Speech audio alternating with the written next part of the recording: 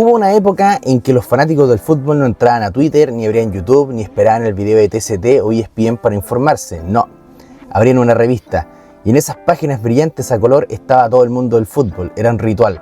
Uno iba al kiosco, pedía la revista Don Balón o Triunfo y sentía ese olor a tinta recién impresa. Se preparaba para viajar al corazón del deporte. Antes de internet, estas revistas eran el internet de los futboleros. Te contaban historias, rumores, héroes y tragedias. Y aunque las pantallas lo hayan reemplazado todo, esas publicaciones siguen vivas en la memoria de quienes las coleccionamos, las recortamos o las pegamos en la pared de la pieza. Hoy recordaremos esa época dorada cuando el fútbol se leía y no se scrolleaba. Esa historia de revistas. Durante los años 80 y 90 la prensa escrita era el centro del mundo futbolero. Los diarios traían los resultados del fin de semana, pero las revistas eran otra cosa. Profundidad, análisis y sobre todo emoción.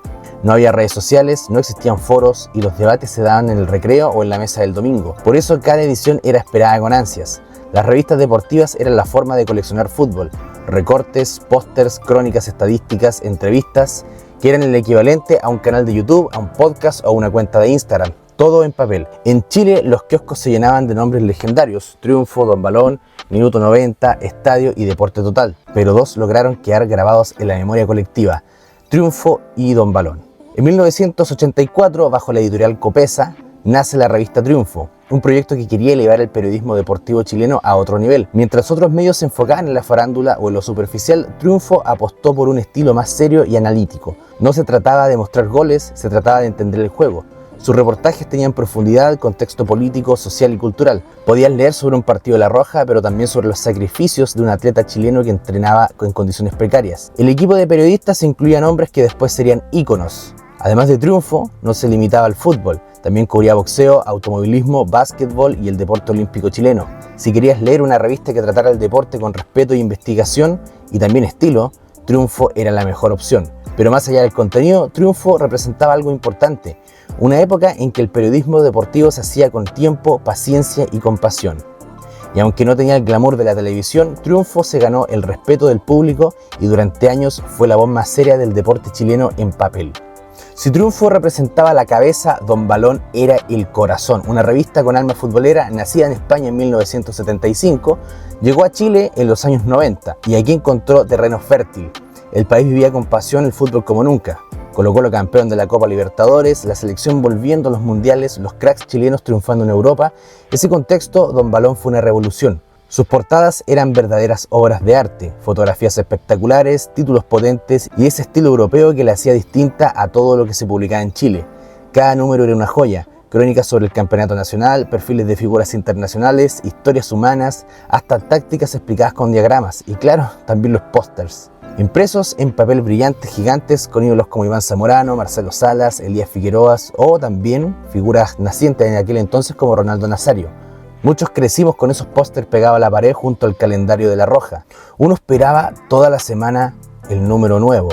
Era como abrir un cofre de tesoros, nuevas fotos, nuevos rumores, la ilusión de ver a tu equipo en la portada. Don Balón también se destacó por sus redes de periodistas jóvenes y muchos de los cuales serían grandes figuras del periodismo deportivo chileno.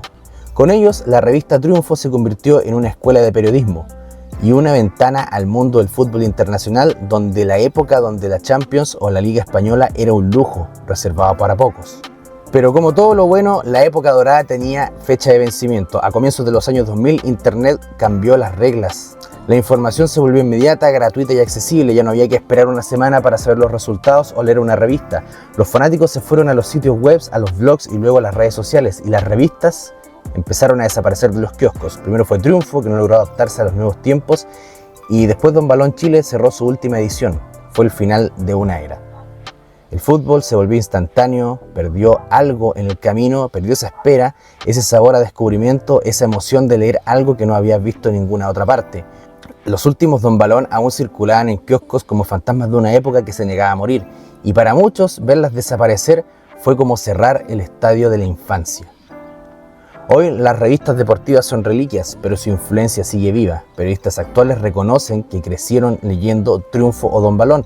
Muchos canales de YouTube siguen ese espíritu, contar historias de fútbol con pasión, análisis y emoción. Más que simples revistas, fueron una escuela de fútbol y de vida. Nos enseñaron que el deporte es más que resultados, es historia, cultura, humanidad. Y sí, Todavía hay quienes guardan con orgullo esas ediciones amarillentas, esos pósters doblados con cinta de scotch, me incluyo porque aún las conservo. Porque fueron parte de nuestra infancia, parte del amor por el fútbol. El papel se fue, la pasión no, porque el fútbol no se juega ni se ve, el fútbol también se lee y se recuerda. ¿Y tú también coleccionabas de esas revistas de fútbol? ¿Las guardas? ¿Guardas alguna revista de Balón o Triunfo en tu casa? Déjamelo en los comentarios. Y si este video te trajo recuerdos, dale me gusta, suscríbete, revive los mejores años del fútbol acá en este canal y también el fútbol mundial y también la actualidad del fútbol chileno.